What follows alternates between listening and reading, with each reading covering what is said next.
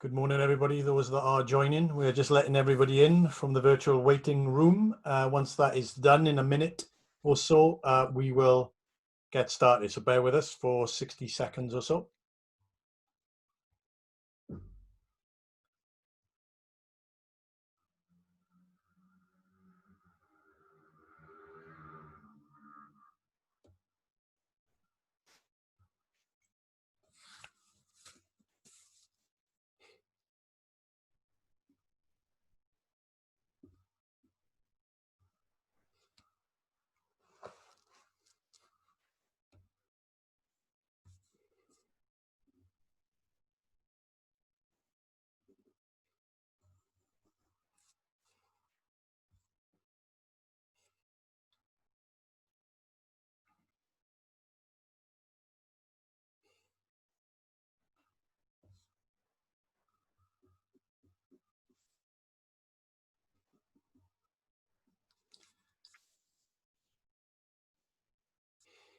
Okay, good morning, everybody. Welcome to our event to discuss our latest report, which was released on Friday, called Planning for the Future, How Flexible Zoning Will End the Housing Crisis.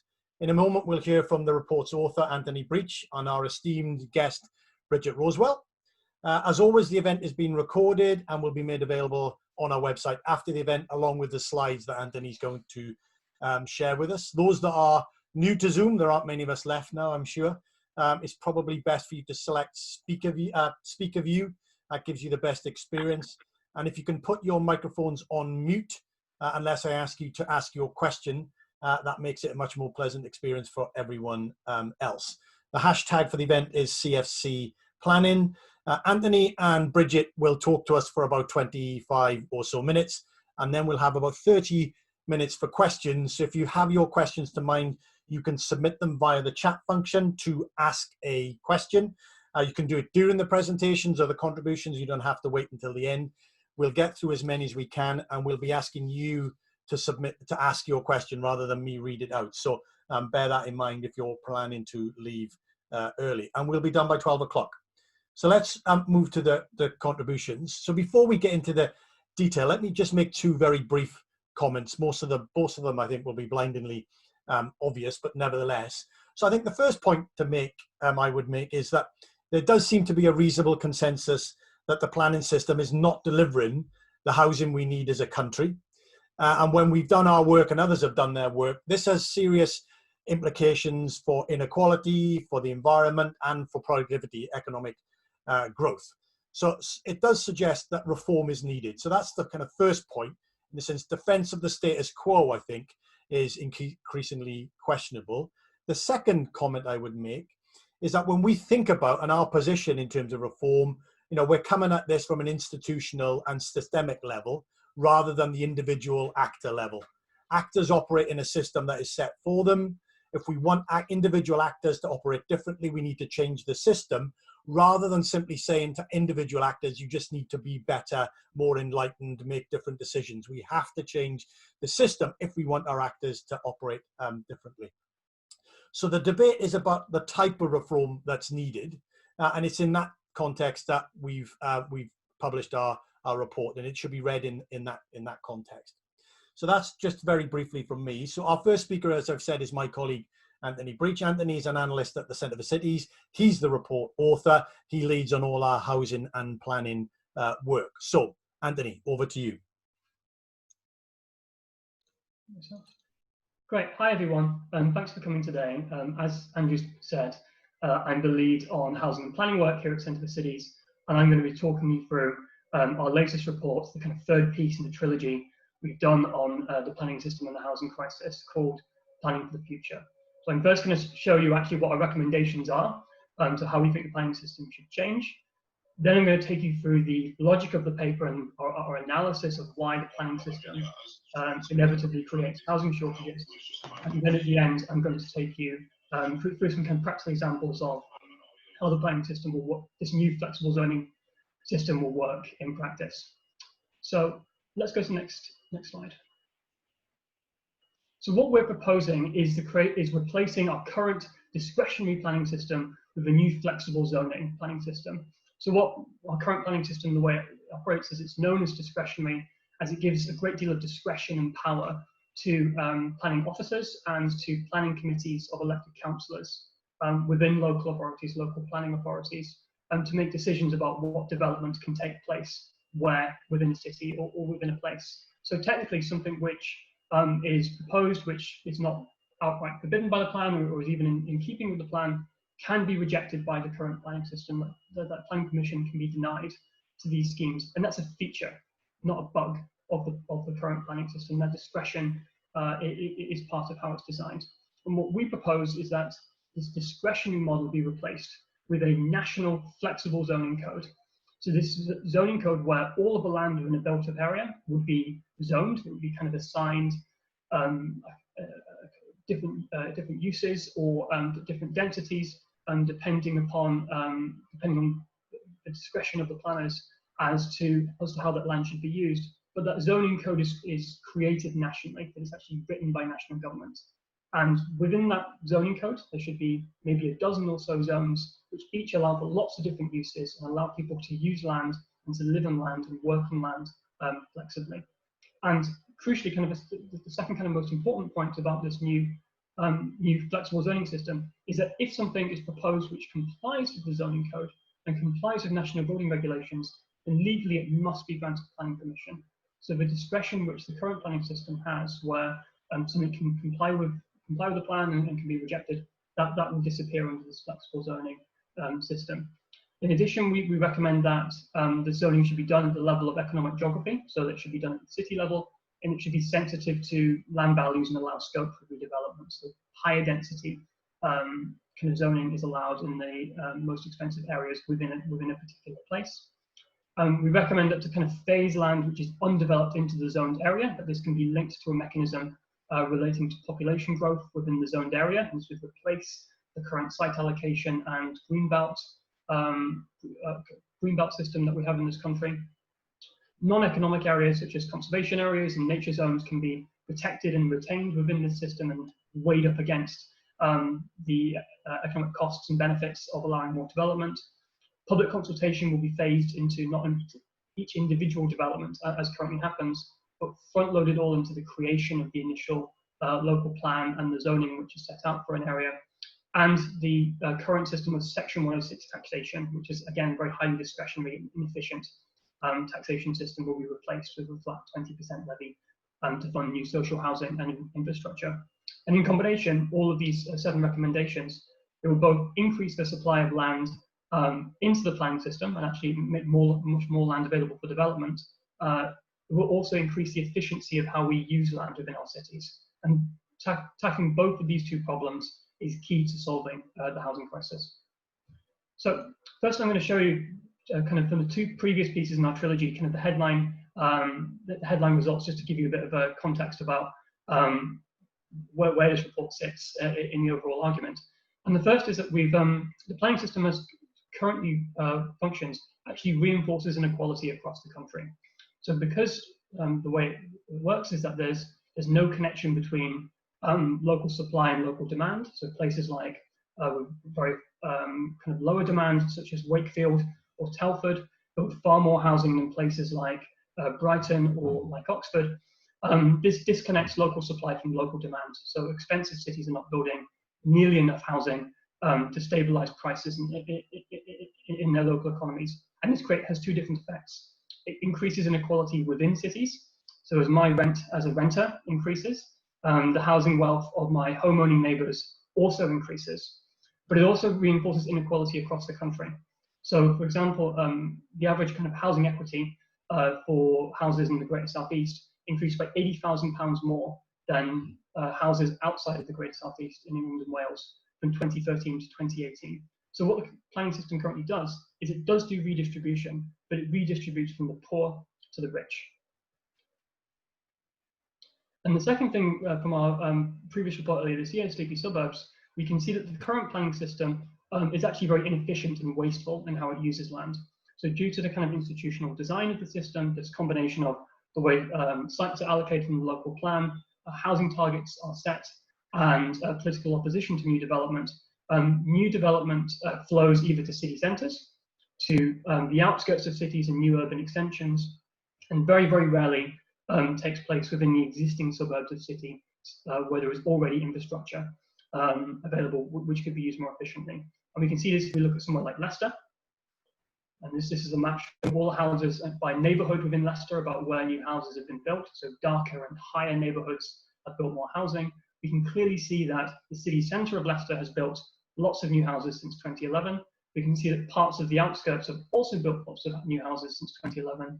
But there's places, large parts of the existing suburbs of Leicester are building far less housing than either of those two places. And this results in a very inefficient and wasteful use of land. It also incidentally means that the argument made for the Greenbelt, that the Greenbelt helps encourage redevelopment of existing land, it's just not true. That just doesn't happen to 20 degree across any of the cities which we look at. So we may be thinking at this point, well, you know, these are problems, but they are, as Andrew mentioned, kind of they're individual problems. They're problems of bad plans or bad planning. We just need to make improvements to people's behaviour, and then these problems will go away. But that's not our analysis. That's not the conclusion that we've come to. We actually think that the design of the institutional design of the discretionary planning system is actually at the core of both of these problems, both inequality and the inefficient use of land. And in particular, the way that the discretionary planning system works, it effectively creates a rationing system for land. That is this unpredictable, unclear rationing of new homes, which is disconnected from actual supply and demand, and so changes the strategic behaviour of everybody involved in the in the housing and planning market. That inevitably results in a shortage. And this can actually be shown if we take the framework of an economist known as Janos Kornai, who studied the relationship between shortages and planning systems in the former Eastern Bloc. And we can actually see that many of the problems, both theoretical and empirical, that we see in the English planning system are actually the same as was seen in the shortages caused in the former Eastern Bloc. And I'll take you through both the theory behind some of this and also show you some examples of how we can see that this analysis holds that actually this rationing system restricts supply. So there are two kind of key similarities between the kind of English town planning system and the Soviet planned economy. Obviously, there are lots of differences, but there are two really important ones. And the first is that the control of inputs towards firms' production is controlled through the granting of planning permissions. So say if you're a car manufacturer in Tolyatti in the Soviet Union, you can't just buy steel to put into your cars. You actually need to apply to a planner to get planning permission to acquire a certain amount of steel for your production line. And while the planner will give you a ration of steel, they'll give you a planning permission for steel, they'll also set you a production target. And you've got to use the steel which you've been given to produce to a certain production target. And that's functionally identical to the way that our current planning system works. That's MHCLG sets housing targets for local authorities, and then actual firm developers need to apply for planning permission from local authorities to actually get land which they can develop. And the second kind of similarity between the English planning system and the Soviet planning system is that both were in a permanent state of undersupply. So it's not like with kind of the shortages of toilet roll, which we saw earlier this year, where there was kind of a temporary blip, where there was kind of a very short and sharp period of undersupply. We're actually in a permanent state of undersupply, and this changes the behaviour of everybody within the housing market. And Kornai refers to this as a shortage economy. The shortage is so deep and so permanent, it's actually the defining characteristic of the economy as it currently exists. So part of what's useful about that kind of Kornai's framework is Kornai actually developed a model to show that discretionary planning can actually work. That it's actually theoretically possible to set out the conditions under which a discretionary planning system like the English planning system can actually work efficiently and achieve efficient outcomes. And these are the conditions actually here. So government has clear and constant goals, councils and firms have no distinct purposes of their own, etc., etc. But if you actually read the conditions required here, you can actually see that these conditions are actually very, very strict. So for example, the idea that kind of all agents have perfect information and tell the truth all the time, or all agents enjoy perfect discipline so that nothing is late or nothing goes wrong. These conditions to reach an efficient outcome are much, much stricter than those required for a kind of a market to achieve an efficient outcome. And so that the following logic has to be applied. Observe that these are the conditions required for a perfect, kind of efficient planning system such as our own to work well. Observe that these conditions do not apply and actually cannot apply ever within our planning system, and therefore, because these conditions cannot hold, they cannot be true. It therefore cannot be true that our discretionary planning system can work efficiently. There will always be problems in its operation and its functioning. It will both have an undersupply of production that actually flows through the system, but also kind of an inefficient and wasteful use of inputs within that system. And this explains why kind of in the Soviet economy, for instance, even though they had very severe and very deep shortages, they also had a very wasteful economy where there was lots of inefficiencies which contributed to the undersupply of consumer goods and other things. So again, you might be thinking, okay, well, that's an interesting theoretical result, but what does that actually mean about the English planning system? How's that relevant to the housing crisis today? And context analysis is useful because it allows us to think about shortages in two slightly different ways. There are those which are kind of in the supply chain, so what he calls vertical shortages on the production side, which firms are facing. And there are horizontal shortages on the consumer market, which people kind of experience day to day as they consume housing. And those shortages in the supply chain caused by the planning system cascade down into the consumer market, where they become horizontal shortages. And I'm not going to go into all of these in great detail. I'm going to focus on the first two in each section. But it can be observed, for instance, that kind of the poor quality of consumer goods in the Soviet Union, kind of the Soviet economy, has a kind of a direct comparison to the kind of poor quality of housing stock in the UK and of new builds in particular.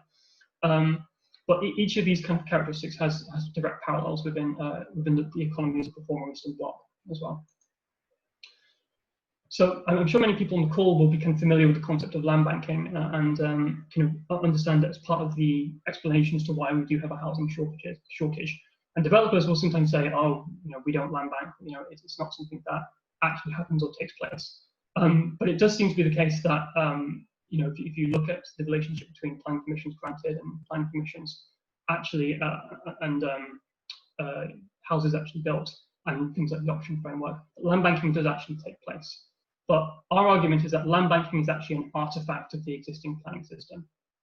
So the reason for this is that you need to look at how developers interact with the planning system from the developer's point of view. That because we have a discretionary planning system and the granting of planning permissions is fundamentally uncertain, developers need to manage what they call planning risk. The risk that the navigation of the planning system can go wrong, whether that's a council ratcheting down the number of houses allowed on a site or a judicial appeal against a development. And what this means is it changes firm behavior in two ways. First is that they actually apply far more land than they actually need. So they need to kind of demand far more land than they can actually use in the expectation that some of those planning applications will go wrong. So they need to actually buy more land than they can actually use. But the second thing is that they actually then, when they actually do get planning permission for a site, they rationally need to kind of hoard that land to spread the planning risk over multiple periods.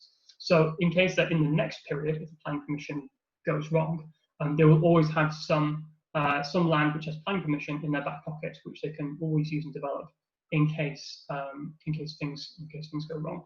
And that's an artifact of the uncertainty and the discretion which currently exists within the planning system.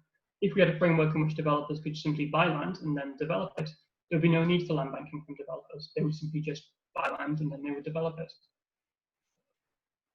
We also see this in the absorption rate as well. Again, this is a term which is closely connected to the land banking, and I'm sure many people will be familiar with the concept. But again, we would argue that this is actually an artifact which emerges from the existing planning system. So because land which doesn't have planning permission is never going to get planning permission is worthless to a developer, the land which can be developed is very expensive. It's actually necessary for their work to take place. And because it's rationed out by the current planning system, it's very expensive, and this gives huge windfalls to the existing landowner. And developers need to pay those high prices for those specific sites to cover their costs. They can't avoid those high prices. And so the rational strategy for developers in that situation is to build at a very slow absorption rate. So when they acquire a site and start developing it, supply is built slowly so that local prices do not fall, that local housing supply is not swamped, and then house prices begin to fall after that particular point. And that's actually possible for developers to do, because every firm actually faces the same problem. So that every firm knows that actually if I build slowly so that my price doesn't fall, I know that there's no competitor who can swoop in and start building houses much cheaper than me, because every developer is in the same boat. Every developer needs to pay these high prices and then needs to build slowly in order to retain the cost of their development. And that wouldn't happen under a system in which we don't have a discretionary planning. And in fact, we don't see this behavior in other markets around the world, in other housing markets around the world. So those are kind of some of the most important vertical shortages that we see in the planning system, but how does that translate into kind of horizontal shortages? I think one of the issues that we actually see is that we actually don't have enough empty homes in this country. So for there not to be a shortage of homes, for there actually to be a kind of adequate supply, there actually needs to be a certain amount of stock which lies unused as kind of a strategic reserve, which puts pressure on prices and gives consumers choice as to which houses they want to live in. But actually, we find that in the UK, and particularly in England, there's very, very few empty houses. So about 0.9% of all houses in cities and large towns in England are long-term vacant, have been vacant for more than 6 months. In Crawley, less than 1 in 1,000 houses have been vacant for more than 6 months. And these vacancy rates are actually most are kind of at their lowest in the most expensive cities, because that's where the mismatch between supply and demand is at its greatest.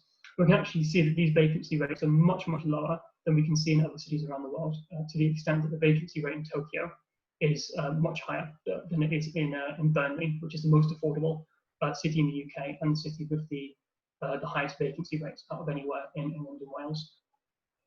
So there actually needs to be, to actually alleviate the shortage on the consumer side, there need to be more empty homes to put pressure on prices and to give consumers choice. Another example of kind of a problem with the horizontal shortage is that because there's so little supply in places like Crawley and Brighton and London, because there's simply not enough houses, people are forced to live elsewhere. That the lack of supply in these places doesn't cause demand to disappear, it actually just adjusts it and forces demand upwards in other places across the country. And this creates two different problems. It's obviously terrible for the actual people involved, that they're forced to live somewhere where they would rather not live, if they would prefer to live in a city with higher wages or with nicer amenities. If they're forced to live elsewhere, that's a huge cost to them personally. But it's also very, very difficult for planners in trying to calculate housing demand, because if we're in a kind of shortage situation where people are buying whatever housing is available,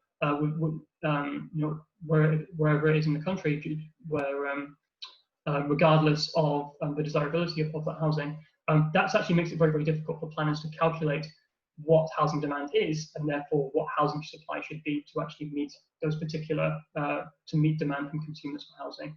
So even though kind of prices indicate that demand is particularly high in the greater southeast of England, we actually have lots of houses being built in large parts of the north of England and in Wales, where demand is much lower, but it seems like demand is actually higher than it is, because demand is artificially being pushed up in these places because not enough housing is being built in the greater southeast of England.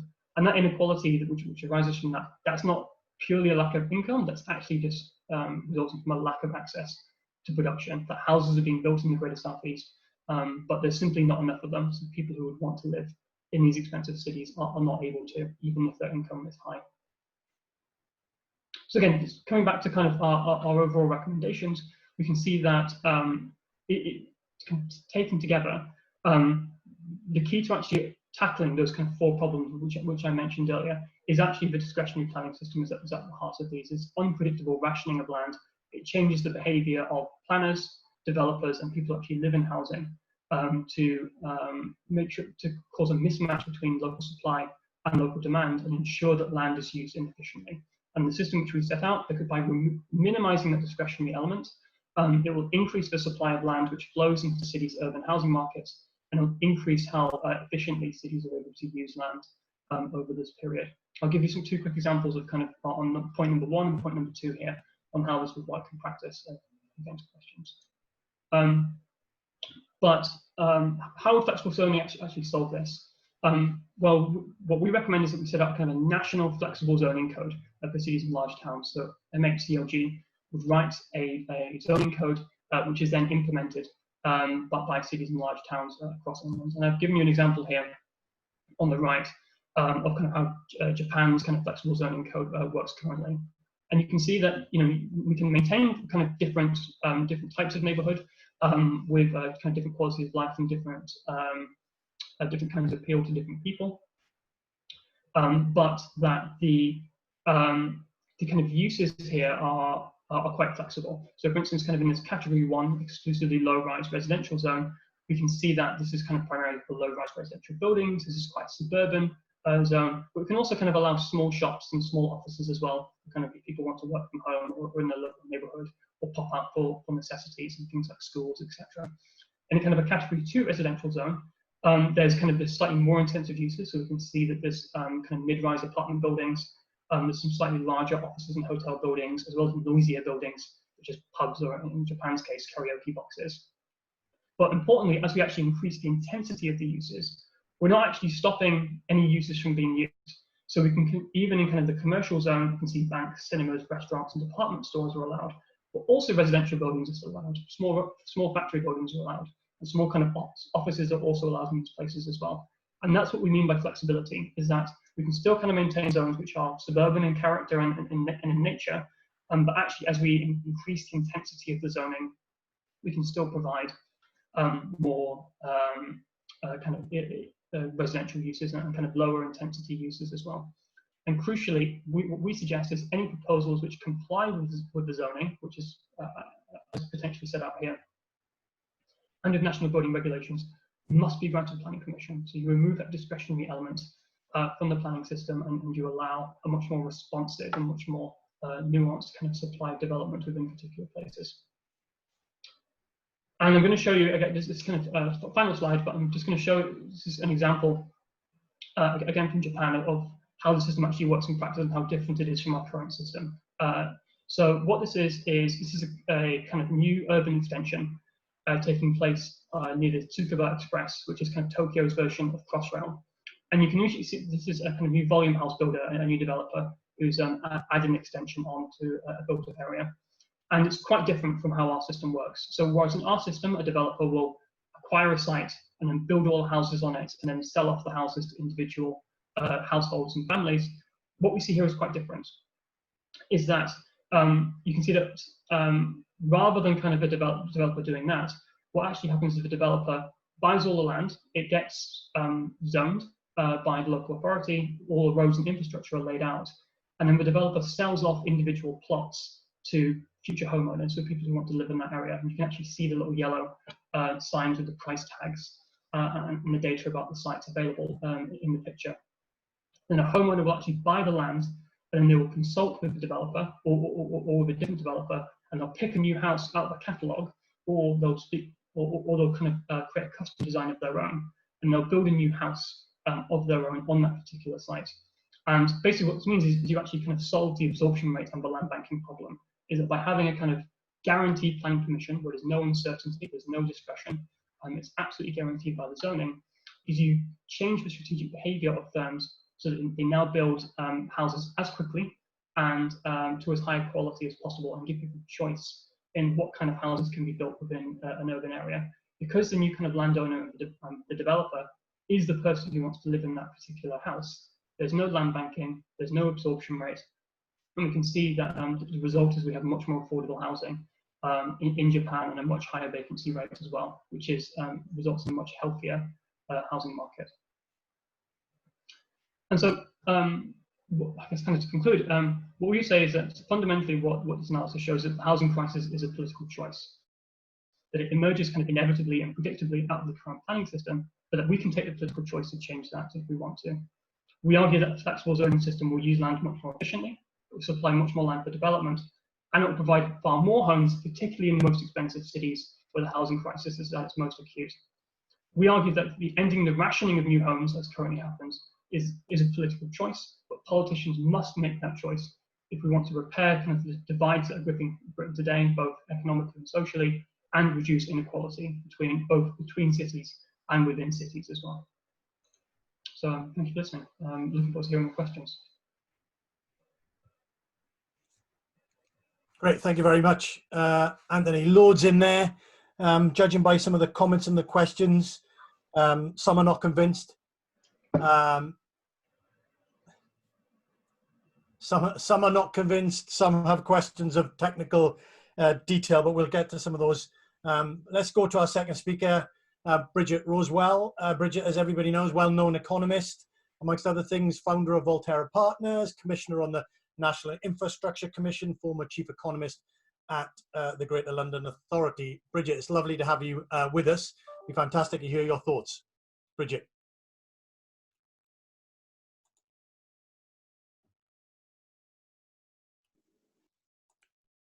That's it. You should Okay, be back. that's better. Thanks, and I think this is a really useful contribution to the debate that we do need to have about the housing crisis. Pretty much everybody agrees there's a housing crisis. Pretty much everybody agrees there's something wrong with our planning system. However, that's not the same thing as everybody agreeing what we might do about it. And I want to kind of try and explore some of the ideas in Anthony's paper, which I think is really interesting, and it's a really good analysis of this rationing system that we have put in place.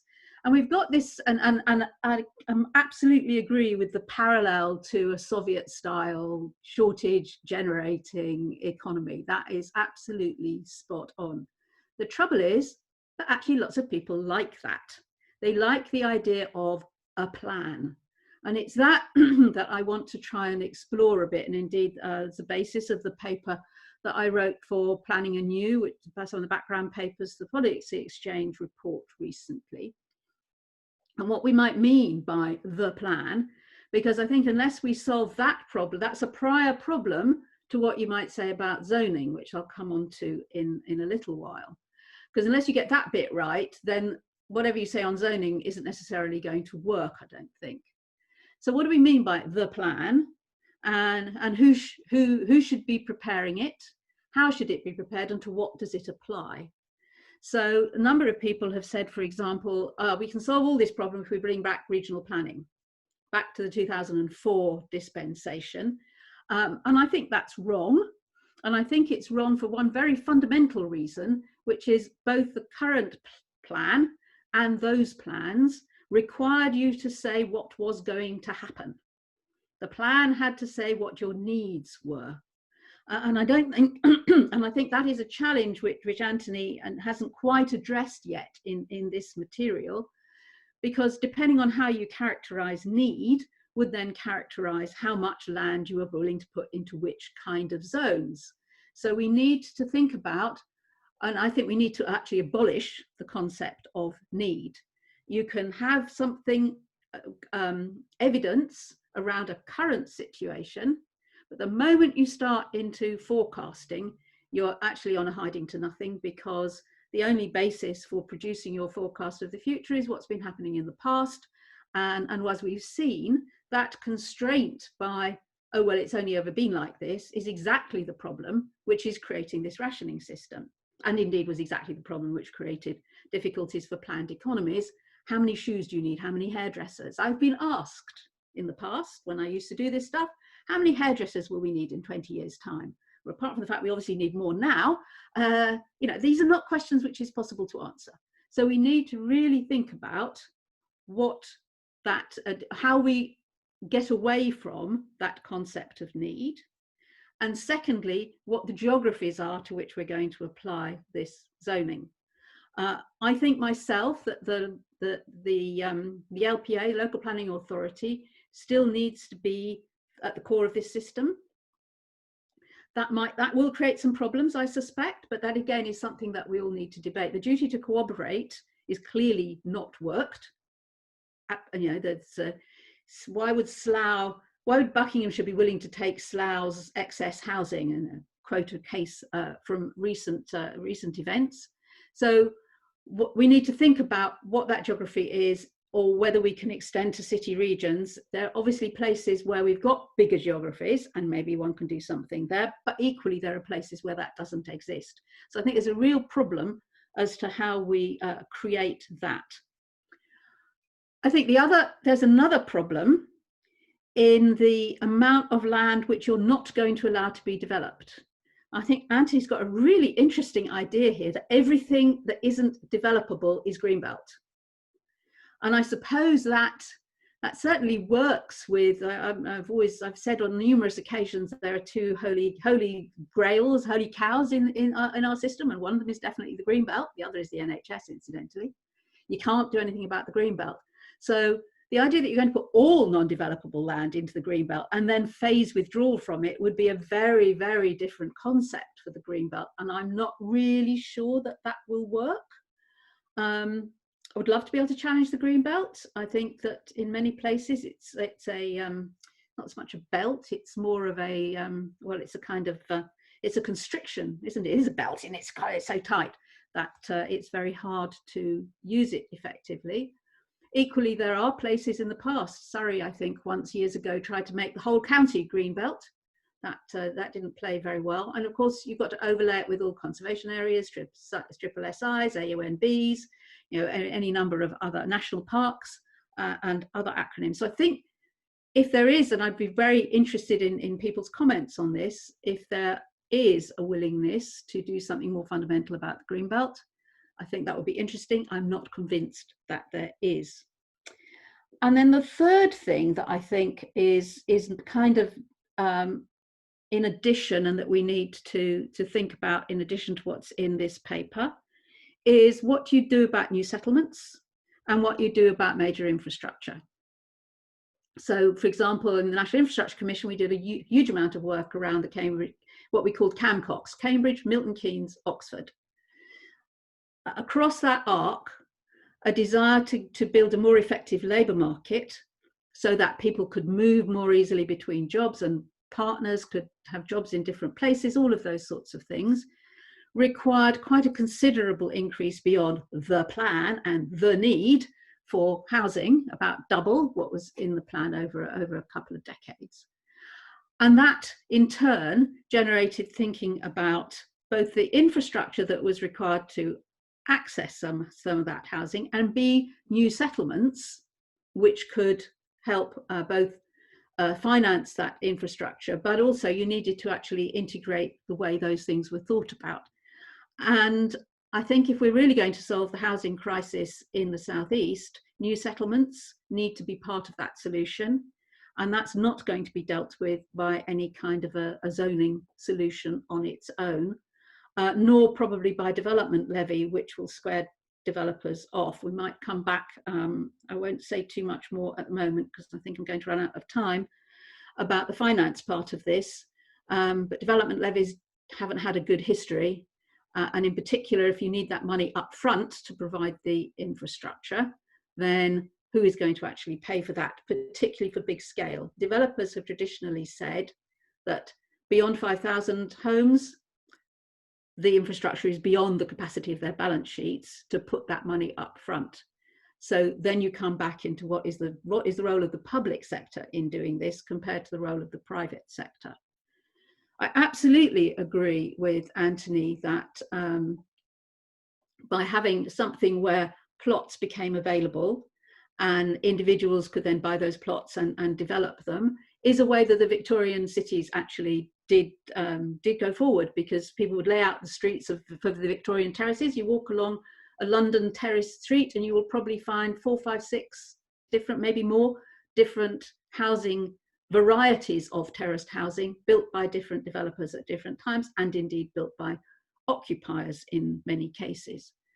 That's not how our finance system works at the moment, however, not how the banking mortgage system works. So I think that that would be, as well as trying to transform the planning system, you've got to transform the finance system at the same time, and that's quite a hard trick to pull off simultaneously.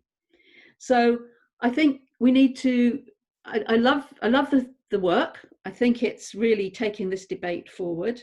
I think zoning is interesting, but a set of national. But if we just by finishing by a couple of comments on zoning, it's great if everybody agrees with the zoning characteristics, if everybody signed up to the design codes, if local authorities and people around the country think that those zones and the codes for those zones are good, because if they don't, it won't work.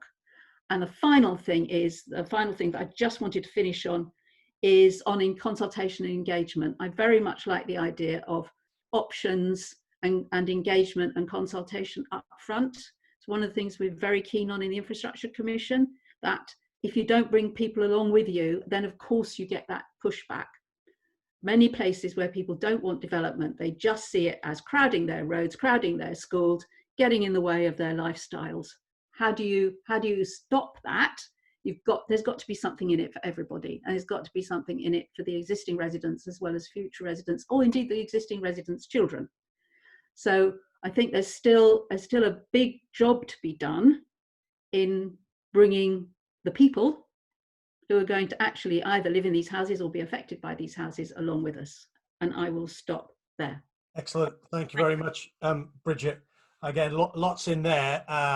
More than we can cover in the next 18 minutes or so. So let's just get into questions. As I've said, what I'll do is I'm going to ask people to unmute when I call your name.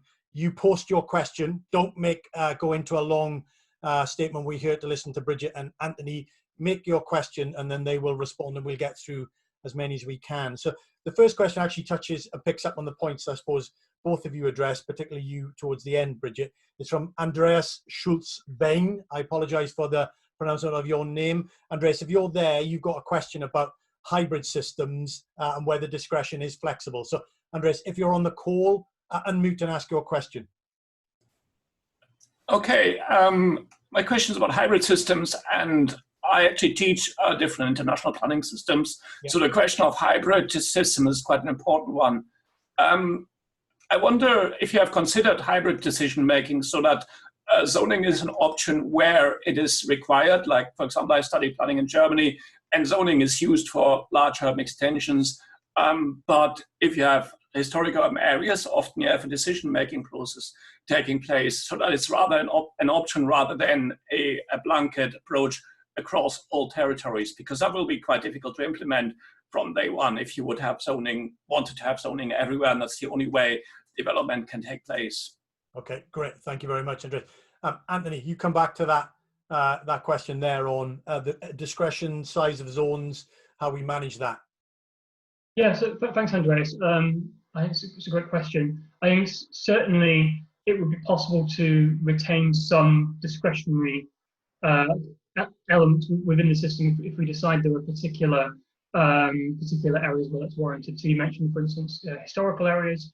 You could definitely have a system in which you zone the kind of built-up area as normal, but then within a particular historical city centre or a town centre, you might then layer a kind of conservation zone on top of that, and then you require a much more discretionary process just for that particular neighbourhood.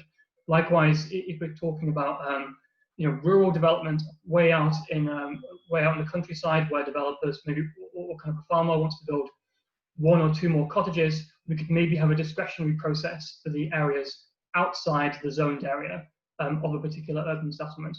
So I think the discretionary versus zoning is an idealized type, but I think it's definitely possible to make the argument that for certain exceptions we could retain discretionary elements, but the vast majority of new housing will be provided under a zoning system. Okay, very good. Bridget, because you touched on this, the trade-off between flexibility, discretion, but then delivery. I mean, those are the ongoing trade-offs, right? Once you get into hyper flexibility, delivery is invariably going to drop off. So how do you manage that without just really, carrying on with the system that we've got? So I think it's probably, if you're going to if you're going to make that work, I think that you're going to have as few zones as possible. And the more zones you have, I mean, it's actually, at the moment, we have something like 14 different use classes. So one possibility is that actually we need to simplify the use class system, which is a form of zoning in a way. Well, it's a backdrop to it at any rate. And then you've got to really be kind of strong on limiting the number of zones And then maybe there's one zone where everything is case by case, as you suggested, in a historic centre or conservation area. You might still have a role for case by case. But I think the challenge is to debate that, what you mean by the zone and what the criteria are to be in a zone and how prescriptive you're going to be. But then once the thing about a zoning system is that if you've met the criteria, you have planning permission. Unlike our current system where you have to make that. So that's why the characteristics of the zones is going to be the most contested. Yeah, and this touches perfectly on it. We've had several questions in this. John Myers, John, if you're there, you've got a question about politics, which is never far away when we think about planning. John, if you're there, can you unmute? I am here. Can you hear me, Andrew? Yep, we can hear you perfectly. Great. Thank you very much for a fascinating report. And yeah, my question is, how do you suggest we address the political constraints of getting to the system that you're recommending, given that, as Bridget Rosell points out, residents often dislike change and governments often quite like rising house prices? Yeah, very good question. Bridget, I'm going to come to you on that. Well, you also said it right at the beginning, about the need for a plan. People like a plan. They like plans for different reasons, as you've said. So where does the politics in all of this fit? With extreme difficulty as far as that local, the local area versus the bigger areas. And that's one of the reasons, after all, why people have wanted to go back to a regional planning system, which I don't think works. And the geographies for the regions don't work either. Actually, they're statistical. They don't really don't work in that respect. But that's why I think we still have something called the plan. I don't really like the plan because a plan is something you can deliver. No local authority can actually deliver its plan. All it can do is deliver a context in which people can then go and do things. So I don't like the word, but nonetheless, I think we need to keep that as a sort of context. And then there has to be much more engagement with a much more open engagement with residents about why different areas could be or should be or might be used in different ways. And we avoid that. So what happens is a whole load of technical work is done, which nobody understands, black box stuff, schmars, schlars, everything like that. And then it's consulted on when you've done the work. And guess what changes after the consultation? Sweet FA normally, because by then everybody's committed. Everybody's done the work on the plan, is committed to this as the plan. And unless we're prepared to be a bit more open up front, I think it's going to be very difficult. Really interesting, we did some work, we've had a cities programme in the NIC, did some work down in Basildon not so long ago. This was really about the infrastructure, housing and how you make a city work, all those sorts of issues. And one of the things that we encouraged them to go and do more engagement with their local residents. And when they came back, they said, we never knew that our residents were so keen to do something different, to have more walking and cycling programs, for example. So things that they had actually been scared of turned out not to be as unacceptable as the politicians had feared. Now, that might not always be the case, of course, but I suspect that there's lots of people out there who do actually recognise that new houses are needed, recognise that urban extensions are important. They're scared that they're going to be provided badly. And one of the reasons they get provided badly is that by the time the builder comes along to build anything, they've spent so much money trying to get the planning permission, there's no money left for a decent quality design or decent quality building. And I think that's what we need to unpack.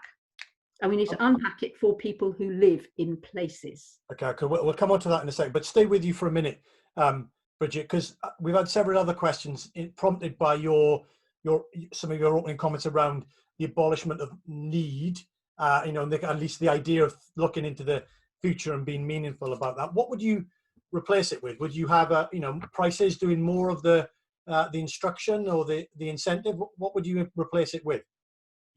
So I think I've got sort of several different ideas, and I'm not sure which ones are going to be most effective. Price is possibly one of them. Some minimum of development area that each LPA should have, regardless of whether they think there's a need or not. is another possibility. Trying to keep it simple so people understand it is obviously one way of thinking about that. And I do a bit worry a bit as soon as you start saying, well, if your prices are this far apart or that far apart, you know, is it all going to get A, nobody can understand it again, B, potentially gamed. So I haven't actually come to a conclusion on what I really would like to do. I'd like to do it by land area, but that may itself be, you know, it's just such a wide range of different sorts of LPAs that might be too difficult. Yeah. So I think good ideas, gratefully accepted. Please email me. Okay, very good. Obviously, John has some ideas around how you might both involve people in the process, but actually how you might financially reward them for making some tough decisions about allowing development in and around there, particularly suburban areas, which if you're not familiar with it, we'll put a link up, John. It's definitely worth a read, because I think these are all part of the mix about how you change the systems and the incentives for people to behave slightly differently. Anthony, come back to this first point about politics, but also we've had several questions on the role of planners. You know, Samir down at is concerned that you're essentially abolishing the planning profession and 25,000 planners will be out of a job. You're not saying that.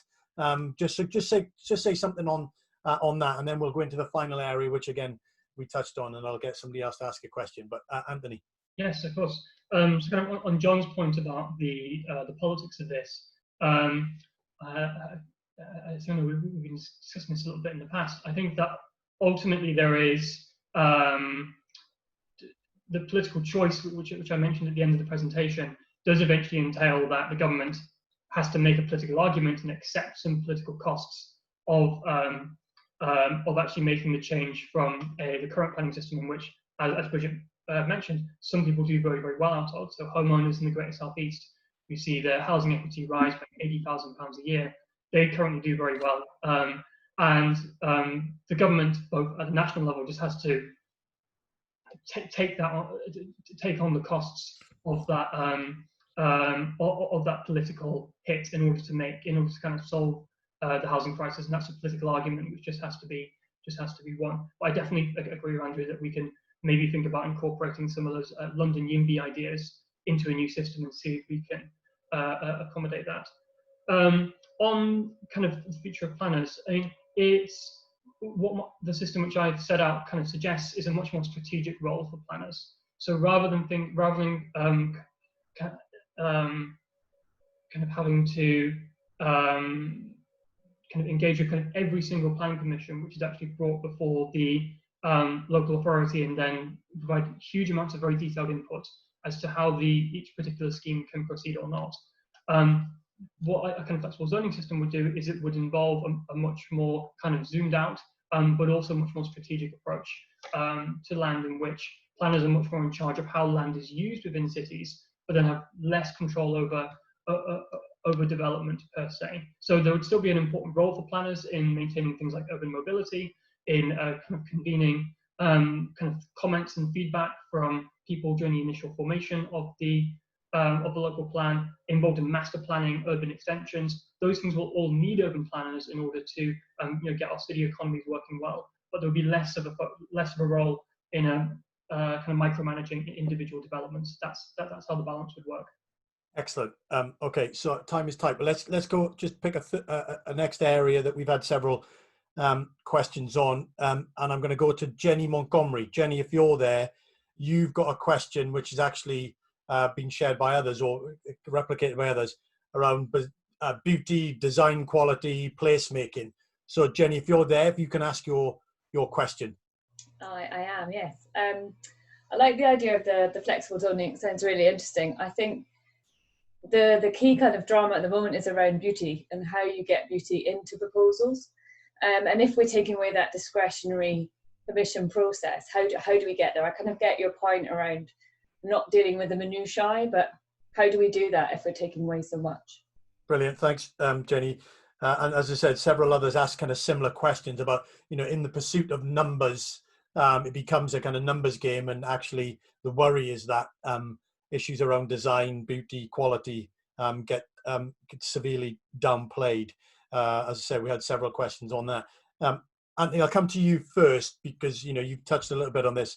Just explain how the your proposals deal with that issue, or would deal with that issue? So what we suggest in kind of a new flexible zoning system is that there would still be it would be possible for local authorities of the cities to set out a design code within their local plan. So particularly for things like materials or for facades or for landscaping, there would still be a kind of a planning role there in setting out those kind of those guidelines for beauty and for local aesthetics. And if the developer proposes something which uses the right materials, which uses the right facades, then there's no discretionary element that the development proceeds through the planning process if it complies with the zoning. If a developer or kind of a homeowner wants to do something different, if they want to do something that doesn't comply with the design code, there can be a discretionary element just for that design element. So if they want to use a different material, or if they don't want to use a different facade, there can be a discretionary process where planners or planning committees give input on whether they think that particular design choice should be allowed, but purely for the design choice, not the actual structure itself or for the development itself. I think, considering that we all know kind of examples under the current planning system where new schemes are developed which are not beautiful, which are not aesthetically that pleasing. I think a system in which the quantity problem is solved and developers are forced to compete on quality rather than having a small amount of quantity which they ration out. I think on the whole, I think that will lead to a more beautiful, a more aesthetically pleasing kind of urban form, especially in our new urban extensions. Very good. Bridget, final thoughts from you. I mean, on this beauty and quality question, but I particularly, get your thought around, as you said, the kind of scale of what reform is needed, in a sense where I think we're making the argument there needs to be a fairly substantive kind of reform, but be interested to get your final thoughts on that as well. But pick up the beauty and quality question first. Okay, well, actually, I think I'll do them as one thing, because I think that we've created such a monster of a planning system that design and quality is the last thing that gets thought about. Public realm, pavements. You can go around modern housing estates and you'd think, if I had I would not want family estates, places for families, and you think you wouldn't want to have a small child here, because it's just not been planned with that in mind, because actually it is a numbers game. It has become a numbers game. You've got to have so many sites and so many housing allocations, and it's all about the numbers. So we can't possibly do it worse, I don't think, than we're doing it at the moment. Yes, that means something pretty substantive, because unless you get rid of all of some of this stuff around need and viability tests and all the paraphernalia that goes into, and the cost that goes into preparing the local plan and then preparing your planning application, and the amount of paperwork that you have to do, and then you want to make it, and then somebody comes along, you might change something and you've got to do it all over again. This is a monster. It's a monster that only benefits people like me who used to do consulting in this area, and forecasters and all of those people. So we've got to make it simpler. And if we make it simpler, then you can have operational design codes. Then you can say, this is the kind of quality that we want. And secondly, there's enough money in the system actually to provide it. So I think that we do need to do something pretty substantive. It's a monster. It has to be tamed. And on that note, at just 1 minute 12, we could go on, but we can't. I apologise to everybody. We had again loads of questions that we just couldn't get through, but we will take them away and reflect them. This is, as Anthony was saying, a big area of work for us. It's a big priority for for the government as well. It thinks about what happens as we come out of the lockdown period. I think housing development in its broader sense is going to be a key strand to the economic recovery program that we will need to implement in short order. So again, apologies. Thank you all for coming, but I apologize that we couldn't get all through the questions. Our next event, for those that are interested, is on Thursday, the 22nd, so this Thursday at 11 o'clock. We're doing it in partnership with the University of Manchester. And actually on that one, we'll be looking at valuing key workers. So lots of conversations about valuing or revaluing our key workers. And we'll be exploring what our cities might do in that sort of space, which I think is interesting. And not least, we'll touch on some of the issues we picked up today, because for key workers, particularly cost of housing is undoubtedly a challenge for some that live in some of our areas. So again, always links and relationships between the different aspects of work. But for now, my thanks to Anthony, and obviously to Bridget. Bridget, it's been fantastic to have you with us. And thank you all for joining. But for now, stay safe and go well. Thank you very much indeed.